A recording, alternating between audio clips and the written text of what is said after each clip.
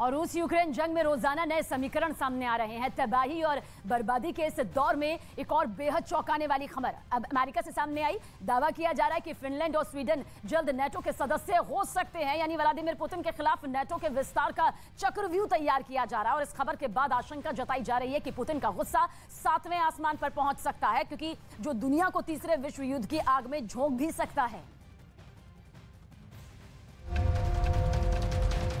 रूस के खिलाफ नए चक्रव्यूह की तैयारी।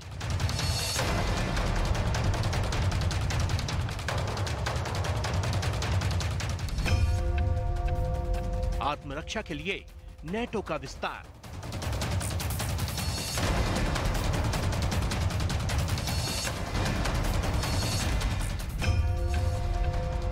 फिनलैंड और स्वीडन भी नेटो में होंगे शामिल।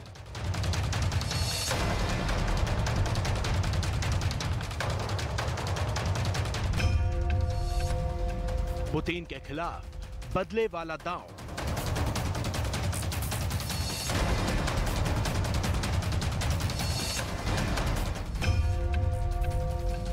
क्या पुतिन परमाणु बम से तोड़ेंगे चक्रव्यूह?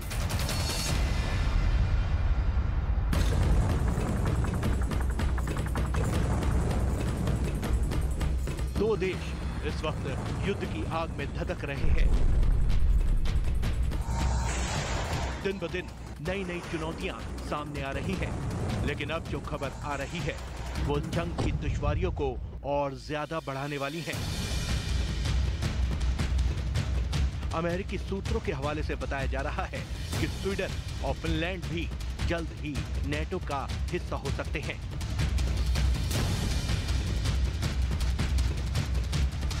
दावा किया जा रहा है कि रूस की चेतावनियों के बावजूद फिनलैंड जून तक नेटो की सदस्यता ले सकता है। इस खबर की तस्दीक खुद फिनलैंड की प्रधानमंत्री साना मरीन का ये बयान करता है। देश के लिए नाटो पर अपने रुख पर दोबारा सोचने का वक्त आ गया है। नेटो को लेकर फिनलैंड के रुख को बहुत हद तक पूर्व पीएम अलेक्जेंडर स्टब ने भी साफ कर दिया है। पुतिन के आक्रोश को देखते हुए जंग की शुरुआत में ही मैंने कहा था कि फिनलैंड और स्वीडन को नेटो की सदस्यता के लिए आवेदन देना चाहिए। द टाइम्स की रिपोर्ट के मुताबिक स्वीडन मौजूदा वक्त में अपनी सुरक्षा की समीक्षा कर रहा है, जो इसी महीने के अंत तक पूरी हो जाएगी। इसके बाद फिनलैंड की ही तरह स्वीडन भी नेटो के लिए अपना आवेदन आगे बढ़ा सकता है। यानी यूक्रेन पर हुए रूस के एक्शन के खिलाफ स्वीडन और फिनलैंड नेटो में शामिल होने की तैयारी में जुटे हैं। नेटो में बन रहे इन नए समीकरणों के क्या मायने हो सकते हैं, ये भी समझने की जरूरत है। अगर स्वीडन और फिनलैंड नेटो के सदस्य हुए तो ये रूस को सीधी चुनौती होगी। अगर नेटो का विस्तार हुआ तो रूस के खिलाफ नए मोर्चे की तैयारी होगी। ये तैयारी उस वक्त है जब नेटो के ही मुद्दे पर यूक्रेन का रवैया पुतिन के गुस्से को 7वें आसमान पर पहुंचा चुका है। और अगर नेटो देशों की संख्या 32 होती है तो फिनलैंड और स्वीडन जैसे देशों के लिए भी चुनौतियां और बढ़ जाएंगी। ऐसा इसलिए भी है क्योंकि हाल ही के दिनों में रूस के परमाणु बम से लैस विमान स्वीडन के आसमान में चक्कर लगा चुके हैं। इसलिए अगर नेटो में विस्तार हुआ तो ये पुतिन की आन बान शान को सीधी चुनौती होगी। और पुतिन को चुनौती देने का मतलब है कि स्वीडन और फिनलैंड को भारी कीमत चुकानी पड़ सकती है। दोनों देशों पर पुतिन की सेना परमाणु हमला कर सकती है। रूस के सहयोगी देश जंग की आग को और भड़का सकते हैं। वर्ल्ड वॉर 3 की शुरुआत हो सकती है। जाहिर है नेटो को लेकर जो भी समीकरण बन रहे हैं वो जंग के मोर्चे पर एक नई पटकथा लिखने वाले हैं।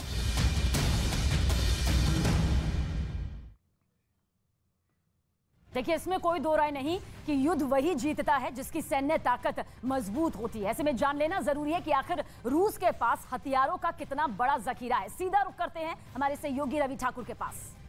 अब आपको बताते हैं कि रूस के पास कितने रासायनिक हथियार हैं। चलिए आपको ग्राफिक्स के जरिए हम समझाने की कोशिश करते हैं।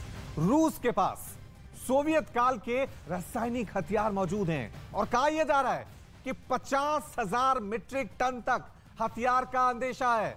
और रूस के पास सरीन गैस भी मौजूद है जो काफी खतरनाक होती है युद्ध के मैदान में। और कहा यह जा रहा है कि सीरिया के साथ जब रूस का युद्ध हुआ था, जब उस वक्त वहां पर युद्ध छिड़ा था, तो इसका इस्तेमाल वहां पर किया गया था।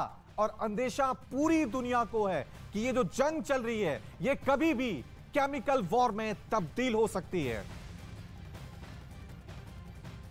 तो रासायनिक हथियार कितना खतरनाक होते हैं, इनका क्या असर होता है और साथ ही रूस की सैन्य ताकत क्या है। इसके बाद आपको यह भी बता दें कि रूस की सेना पर केमिकल हथियारों के इस्तेमाल का आरोप पहली बार नहीं लगा है। इससे पहले भी आपको याद होगा कि यूक्रेन जंग में रूस पर केमिकल हथियारों के इस्तेमाल का सबूत सामने ला चुका है और इन सबूतों के जरिए रूस पर आरोप लगे कि उसने अपने कुछ इंजीनियर्स को भी यूक्रेन में दाखिल कराया है जो हथियारों को ऐसे चलाने में एक्सपर्ट है। किस तरह से देखिए ये रिपोर्ट।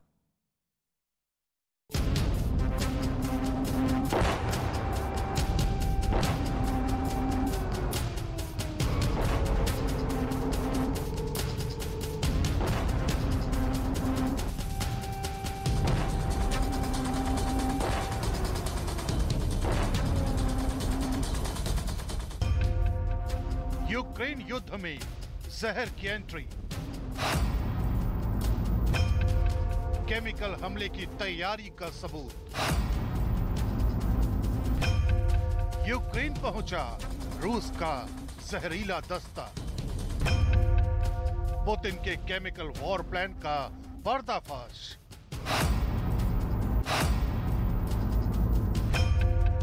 रूस की केमिकल अटैक की तैयारी पूरी। यूक्रेन पहुंचे पेशेवर केमिकल इंजीनियर।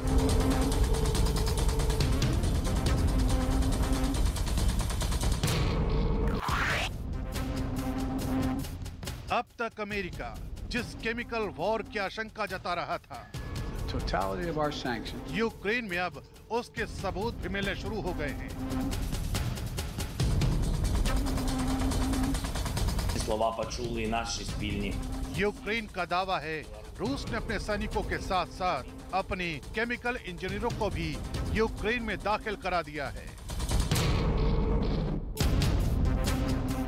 जो किसी भी वक्त यूक्रेन में केमिकल युद्ध की शुरुआत कर सकते हैं। अगर ऐसा हुआ तो रूस यूक्रेन के बीच का मिसाल युद्ध अब केमिकल युद्ध में बदल जाएगा। एक ऐसी जंग में जिसमें 5 मिनट में 5 लाख लोगों की जान जा सकती है। यूक्रेन की तरफ से जारी किए गए इस सबूत ने पूरी दुनिया को परेशान कर दिया है। ये रूस के प्रोफेशनल केमिकल इंजीनियर की आईडी है जो यूक्रेन की सेना को डोनेट्स्क इलाके में मिली है।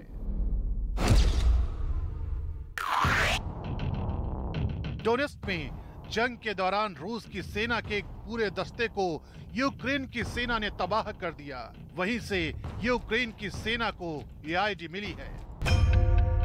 ये आईडी रूस के एक अधिकारी की है जिसका नाम आफ्ताएव है। ये रूस के मिलिट्री बेस 21222 में तैनात था जो रासायनिक हथियारों के संघीय निदेशालय में काम करता था।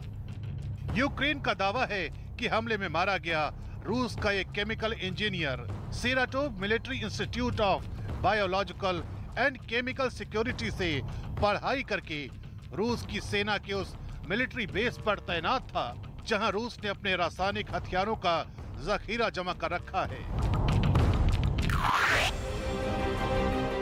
रूस ने अपने जिस पेंजा बेस में केमिकल वेपन जमा कर रखे हैं, उसी बेस के अधिकारी का यूक्रेन में मिलना रूस की बड़ी साजिश की ओर इशारा करता है। ये साजिश है यूक्रेन में केमिकल वॉर की। ये साजिश है यूक्रेन की हवा में जहर फैलाने की।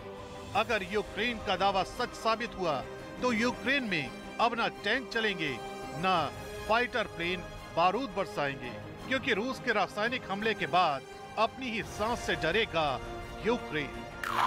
तड़प तड़प कर जाएगी यूक्रेन वालों की जान। जैविक हमले के बाद यूक्रेन में आएगा जहरीला तूफान। यूक्रेन में रूस के केमिकल इंजीनियरों की मौजूदगी के इस सबूत के मिलने के बाद अमेरिका के उस दावे को भी बल मिल गया है जिसमें कहा गया कि रूस यूक्रेन के शहरों पर केमिकल अटैक की प्लानिंग कर रहा है। This is a government that has used banned chemical weapons on its own people in the past. They've done so on Russian territory. They've done so on British soil. They have supported the brutal Assad regime, which itself has used banned chemical weapons on its people. So we know what this government will resort to, can resort to, has resorted to in the past. But the other element that gives us a good deal of concern is what we know about the Kremlin's tactics, especially its disinformation tactics. America के इस आरोप से पूरी दुनिया हैरान है, परेशान है, क्योंकि अगर ये दावा सही साबित हुआ तो यूक्रेन के लोगों की जान खतरे में है। अगर यूक्रेन में केमिकल वॉर की शुरुआत हो गई तो 5 मिनट में 5 लाख तक लोगों की मौत हो सकती है। 5 मिनट में 50 किलोमीटर की रेंज में जहरीली गैस फैल जाएगी, जिससे लोगों का नर्वस सिस्टम ठप हो जाएगा।